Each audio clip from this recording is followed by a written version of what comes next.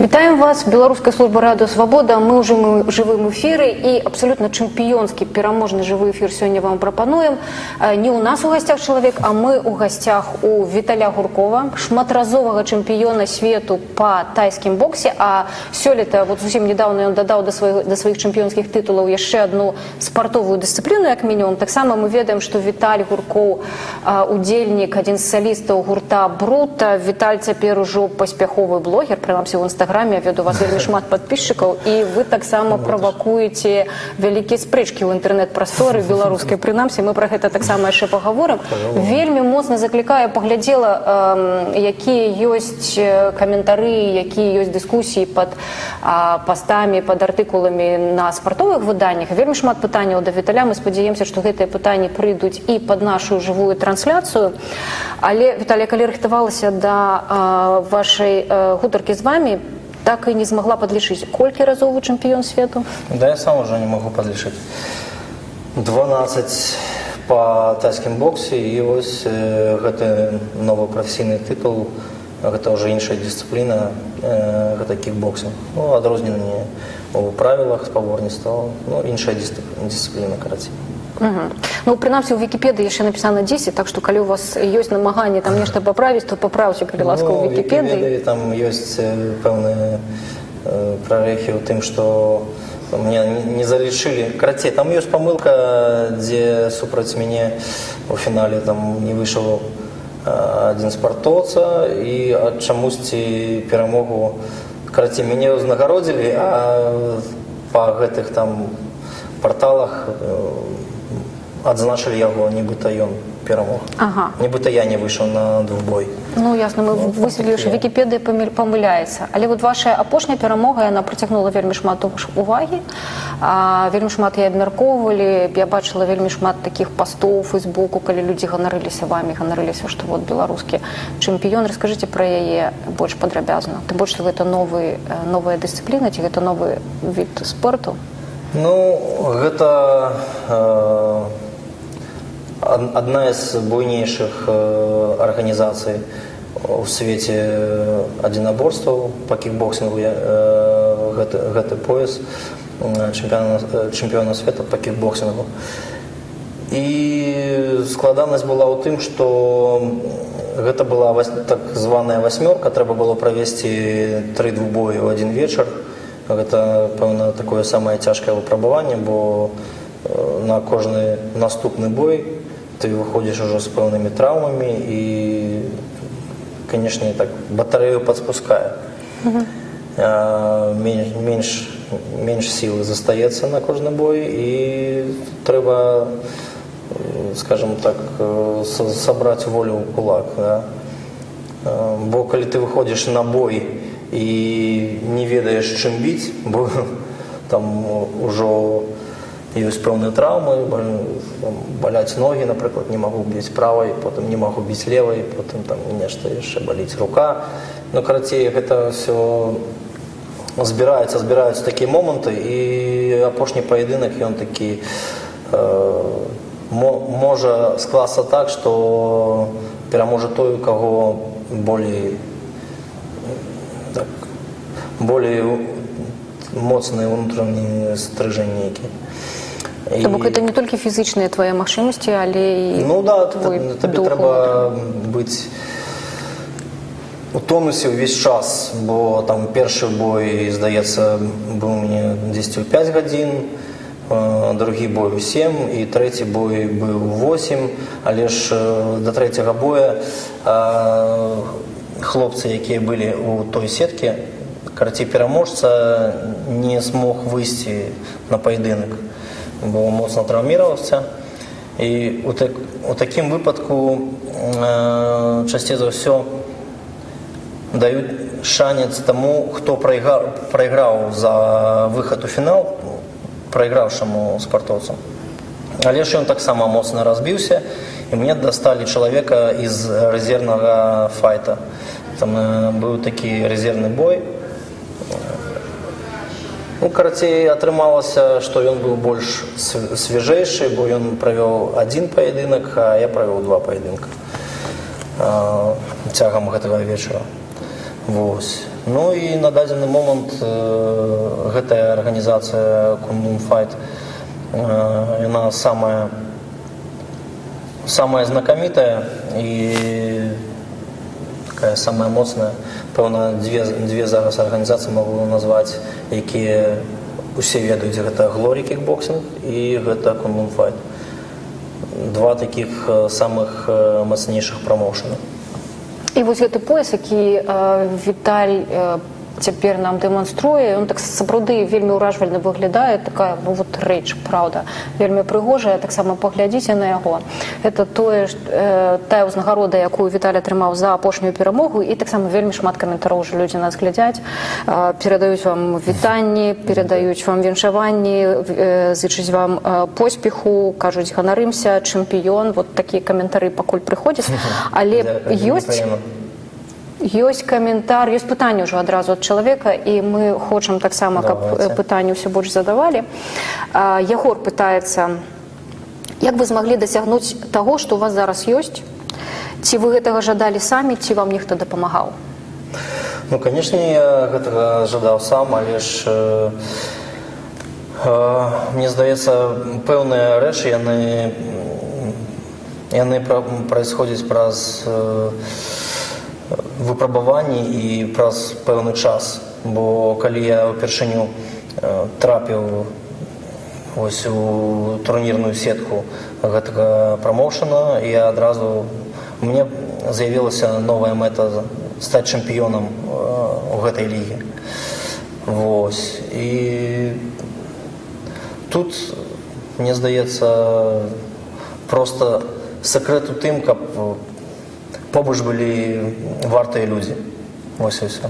А для вас гэтыя людзі хто, можете? Моя каманда, мои тренера, Песецкі Дмитрий Борисович, Маханьков Константин Михайлович, з якімі першы Дмитрий Борисович, які мяне выхаваў з саплей зелёных, і Константин Михайлович, які потым дапамог мне ўзняцца пасля траўмы, аперацыі. І вось мы такім трыо працуем, і вынік вось зараз перада мной.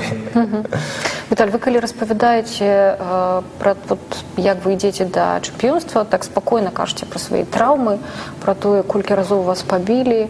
Я памятаю, що быў такі матэрыял, па-мойму, на 34 магнет пра чалавечае цела. Я там памятаю, просто гісторыя шрамаў, гісторыя шнараў. Наколькі гэта такі здаровы спорт, тое, чым вы займаецеся? Гэта спецыфіка спорта. У кожным занятку ёсць там свае пэўныя моманты і ахвяраванні, якія ты мусіш трываць. Гэта, скажем так, побочны эфект. Но не так шмат у параўнанні з некаторымі у мяне такіх траурных момантаў. Я памятаю, калі мы з вами сустракаліся ў 2014 годзе, яшчэ да таго, як распачалася такая ваша афіцыйная сольная кар'ера ў Брута, мы з вами сустракаліся на Валадарскага каля клубу, не на Валадарскага, на Волгоградскай. Каля клубу. Я была ўражана, у якіх умовах. Вы ўжо тады былі шматразовы чэмпіён, і я была ўражана тым, у якіх умовах вы трэніруецеся. Вот ваши гэтыя перамогі, яны за апошнія гады неяк памянялі статус і стаўленне да тайскага боксу, да такого штату дысцыпліны ў Беларусі? Да, мне здаецца, памянялі, да. І таксама зараз мы гэты клуб цягам часу паціху, патроху, але ж аднавілі. І там, калі вы зараз прыйдзеце ў госці, то пабачыце, што у нас там ужо ўсё нармалёва. А там па-ранейшаму гэта сутарэнне, гэта такая хрушчоўка? Да, па-ранейшаму гэта падвальнае памяшканне, там ёсць пэўныя праблемы, але ж ужо умовы так зрабілі нармальныя. А што да папулярнасці адзінаборства? Я ведаю, што там вельмі шмат, напрыклад, дзяўчат цяпер прыходзіць, займаецца тайскім боксам, ММА і такого кшталту рэчамі ўсё больш. І вы цяпер таксама трэніруеце людзей, да? Ну, конечно, гэта, я так лічу, што увогуле поспехи беларускіх спартоўцаў, я ж не адзіны, хто прадстаўляе таіландскі бокс, кікбоксінг на міжнароднай арэне з беларусаў. Вось. Вся наша праца, все наши вынікі, яны так неяк падвялі да таго, што гэты спорт не становіцца, а ўжо стаў больш популярным, ну не то, что больше популярным, стал популярным. Тым больш, што зараз вельмі шмат праходзіць розных турніраў, якія стрымы, трансляцыі, тэлебачанне, зараз людзі больш гэта бачаць. Вот Андрей Козловский задае, мне здаецца, вельмі важнае пытанне, на якое, напэўна, вы можете найлепш адказаць. Я, мабыць, і ведаю Андрея Козловскага. Можа быць, але ён пытаецца, адкуль браць сілы, калі здаецца, што ўжо ўсё больш не магу? Гэта, напэўна, важная ў любой жыццёвай сітуацыі. Гэта ўсё трэніруецца. Да? Раскажыце як. На трэніроўках тая ж самая сітуацыя. Да адказа 3 раза. Падход да адказа 3 раза. І калі ўсё больш не магу, трэба сябе прымушаць, мне здаецца. Гэта дысцыпліна. Ну, таксама ж, калі вярнуцца да вашай перамогі, усе абмяркоўваюць шалік, у якім вы выступалі. Што гэта, дарэчы, за шалік, адкуль ён узяўся? Я думаю, што шмат хто яго хацеў бы просто так мець. Гісторыя цікавая. Да мне гэты шалік падаравалі на адным з канцэртаў. У Беларусі ці ва Ўкраіне? Мне здаецца, у Беларусі. Я не памятаю, шчыра кажучы, не памятаю. Ну, дзесьці у Беларусі мне падаравалі гэты шалік. Вось. І вось такая гісторыя. На ім напісана Беларусь ангельскімі літарамі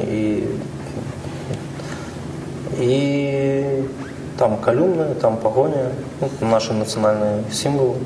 Ось, і я так падлічыў, што яшчэ падсачыў такую тэндэнцыю сярод тайскіх байцоў. Яны часам выходзяць таксама з шалікамі, але ў іх там нейкія спонсары, Сузукі ці Кавасакі, яны трымаюць, альбо там таксама Таіланд з нейкімі прыгожымі сімваламі. І я так падлічыў, што трэба рабіць такі ж рэпрэзент. Але заўтра гэты шалік можа дастацца чалавеку? Ну да, там зрабілі мы такі аукцыён, не хапае там, вчора, здаецца, 12% не хапала да сумы, сёння ўжо 8%, каб паставіць першы помнік Тадеушу Касцюшкі на яго радзіме, і першы помнік у Беларусі. І такая, мне здаецца, вартая справа, і не жалко. Шаліка не жалко. Бо былі прапановы мяне, калі я там першы раз узняў чырвона-белы сцяг на адным з турніраў. В Facebook мне там пісалі людзі, хацелі яго набыць. Я адмаўляўся. Для мяне гэта таксама гісторыя. Не буду я продаваць. А тут вартая справа. Дык заўтра адбудзецца сапраўды гэты аукцыён о 18-й гадзіне. Людзі збіраюць здаецца, на рэсурсе Талака, гэта краудфандынгавы рэсурс, збіраюць грошы на тое, каб усталяваць на радзіме Касцюшкі помнік яму. Там сапраўды нешмат засталося дазбіраць, і хто хоча, яшчэ можа паспець далучыцца. Як Віталь кажа, гэта годная справа. А вот Касцюшку трэба помнік. А для вас гэта што за чалавек, што за герой? Для мяне гэта, па-першае, это герой. Герой не той, што Беларусь, а герой усяго света. Здаецца, ён ушанаваны там шмат краін. які яго пачытаюць, і для гісторыі якіх ён зрабіў вельмі годную вартую справу. Ну і прыкра, што у нас на радзіме няма дагэтуль яму помніка, хаця гэта сын беларускай зямлі. А каму б вы яшчэ помнік паставілі ў Беларусі? Калі б у вас была такая магчымасць, калі б да вас прыслухаліся? Ну, ведаеце, каму? Ёсць пэўная колькасць людзей, якія ведаюць больш за мяне, каму варта ставіць помнікі. А у нас, я думаю, што шмат буйных дзеячаў, якіх яшчэ так не ўшанавалі, але варта было. І кагось так вылучаць даволі цяжка. У той же час прыходзяць да нас пытанні. Вот Саша Авдеевич пытаецца, ці збіраецца Віталь развіваць свой бренд. Вот гэта гісторыя пра тое, што у вас ёсць бренд адзення, яна распачалася таксама зусім нядаўна, па-мойму. Да. Збіраюся. Што вы збіраецеся з гэтым рабіць? Ёсць пэўныя задумы, і яны паціху, памалу, але здзейсняцца. І вось гэта ўжо другі крок, які зараз зроблены, бо спачатку я пачынаў гэта все з такога праекта на талаке, і паглядзець увогуле, як гэта,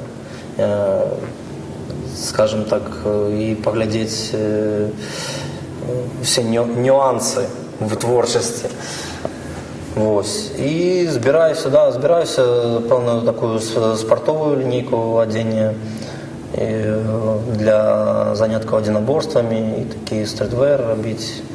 Ну, калі на гэта будзе больш часу, паціхоньку, карацей, нешта раблю. Ну, з часам зараз гэта не асноўны мой занятак, зразумела, бо шмат чаго павінен рабіць яшчэ, будучы і дзейсным спартоўцам, і членам нацыянальнай каманды.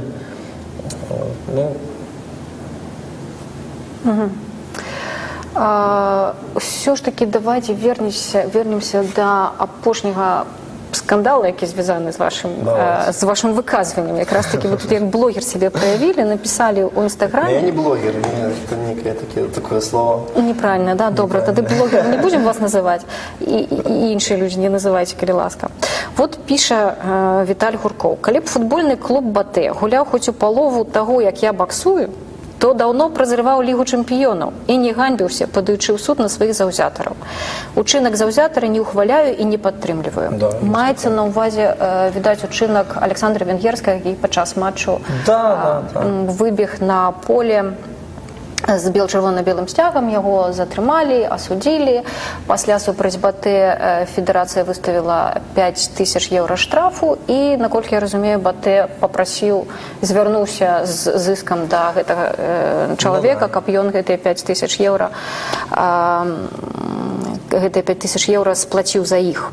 Ну вот адразу усе спартовыя, неспартовыя выданні гэта падхапілі, ва ўсіх сацыяльных сетках гэта абмяркоўваецца, маўляў, Гуркоў наязджае на Батэ. У вас сапраўды нейкія прэтэнзіі да Батэ? Не, ну тут што значыцца прэтэнзіі да Батэ? Кожны зразумеў гэта так, як хацеў зразумець. Бо тут пачалі гэта пераводзіць у нейкае там спартыўнае кола, нібыта там хто больш зрабіў для спорту, там, ну такое, гэта все смешна. Я насамрэч так хацеў на больш, каб зрабілі ўвагу на тое, што куды гэта мы коцімся, і што, ну вось што яны зрабілі насамрэч.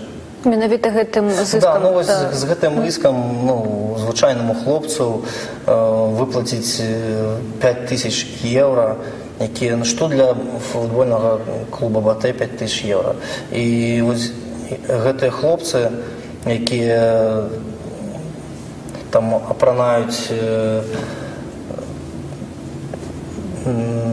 наши нацыянальныя сімвалы, да, уздымаюць там наши нацыянальныя сімвалы на стадыёнах. Гэта самая актыўная іх катэгорыя іх заўзятараў. Да?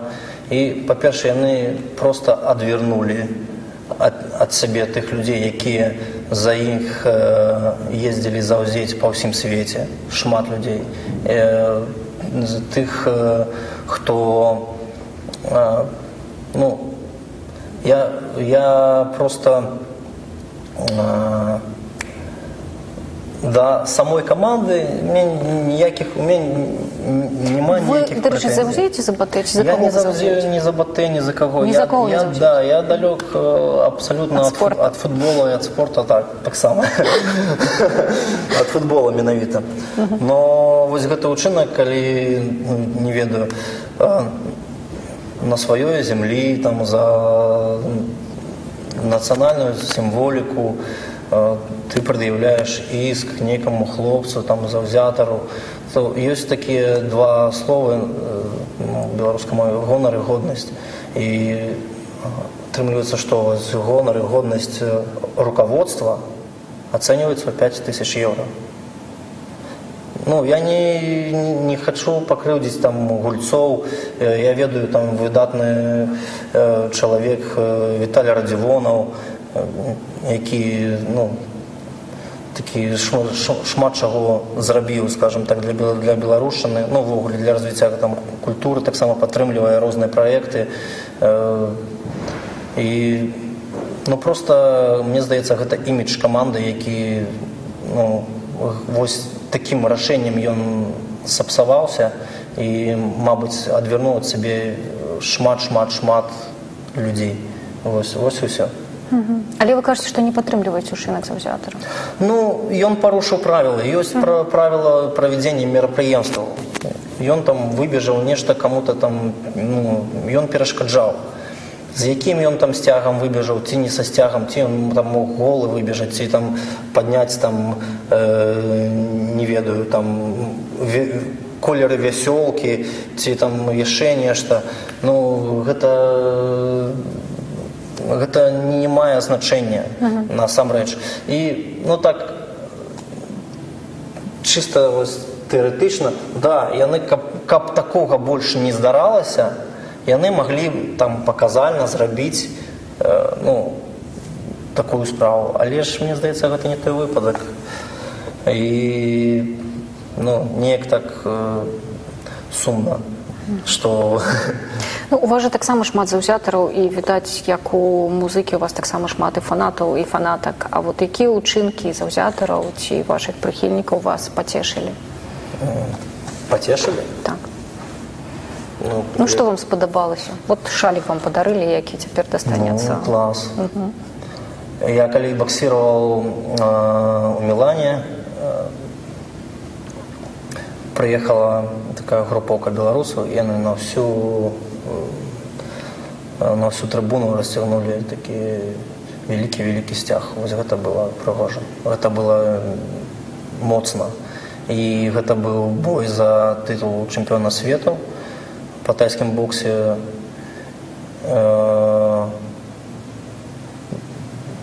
Ну, карацей, вельмі мяне гэта ўразіла, падтрымала, і іх там было, пэўна, там чалавек 10. Але ж флаг яны разгарнулі такі вялікі, што здавалася, што іх там цэлая трыбуна сидзіць. Ну, гэта было моцна. А сцяг які? Наш. Бел-чырвона-белы. Гістарычны. Гістарычны, ясна. Віталій, задаюсь яшчэ пытанні. Пытаецца Віталь Крабіч, ваш цёзка. Вельмі ганарымся вашай перамогай. Думаю, не мяне аднаго цікавіць такое пытанне, ці вы ў звычайным жыцці размаўляеце па-беларуску, і як, на вашу думку, да нашай мовы ставяцца іншыя народы? Ну, па-першае, ну, в звычайным жыцці я не так шмат размаўляю па-беларуску. У меня ёсць шэраг сяброў, з якімі я размаўляю па-беларуску выключна. І так в житті ситуаційно, скажімо так. Але ж намагаюся так більше. А до нашої мови, як ставиться, ведаеце, вельми цікаво. Всі ставляться так, що здивляються, чому ми на ёй не розмовляємо. Для всіх це таке питання, для всіх це вельми дивно, вельми дивно. Чому ми на ёй не розмовляємо? І коли я починаю розповідати їм, що ось у нас зараз така движуха, там все більш молоді цікавиться, у нас там є мовні курси, у нас там зараз там такий національний уздим. Що? Не видать. Не, что? Мовные курсы? Это вы там зробили курсы, как вас на вашей родной мове учили размовлять. Что это такое? Некая дивная речь отбывается. Да, такая ситуация. Да, вось так Віталій Гуркоў, шматразовы чэмпіён свету па тайскім боксе, характарызуе нашу моўную сітуацыю, адказвае на пытанне, ці ён у жыцці карыстаецца беларускай мовай, але ведаеце, ёсць у нас іншыя пытанні. Напрыклад, у якім відзе спорту Лукашенко пераможа Пуціна? Да, мне здаецца, ва ўсіх. О, як? Да, у іх розныя вагавыя катэгорыі. Насамрэч, калі іх побольш паставіць. Зразумела. Скажыце, калі ласка, немагчыма абмінуць ваш удзел у гурце «Брута», таму што сапраўды адзін, можа быць, што значыць адзін, можа быць і самы папулярны гурт і ў Беларусі, і ва ўкраіне. Самы папулярны, конечно. Скажыце, калі ласка, вот год. Да, у Гомелі мы былі год таму. Так, вот за гэты год, за тыя канцэрты, якія адбыліся ў Беларусі, што памянялася ў жыцці гурта «Брута»?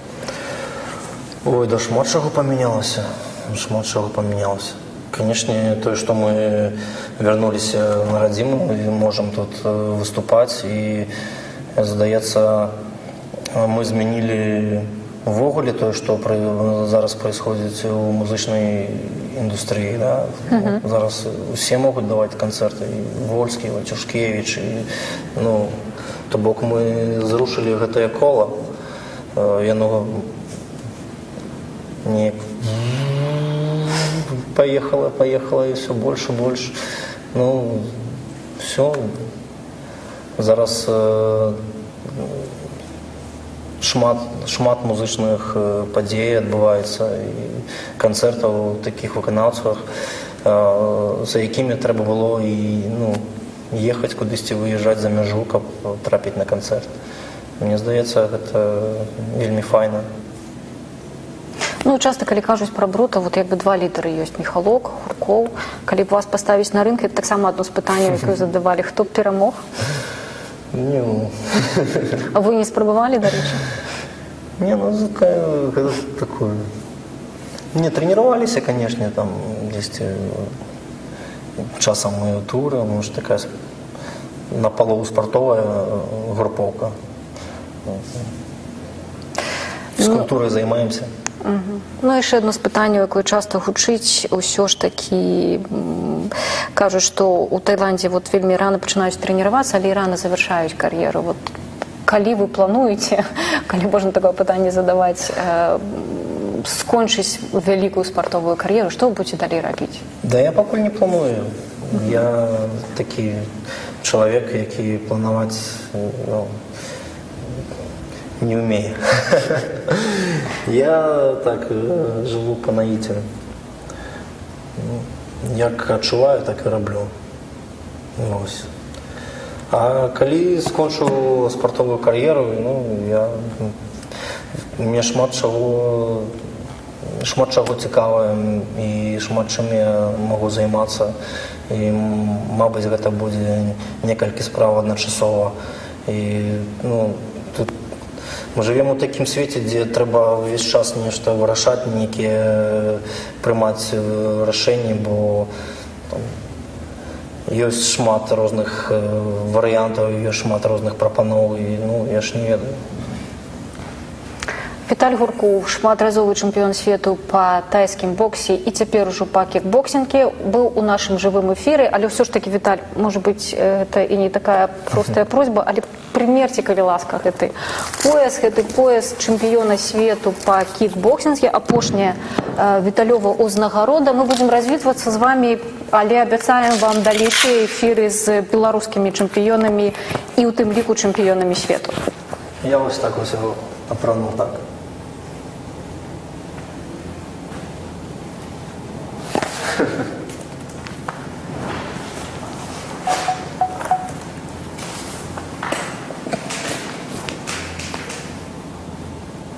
Нормально?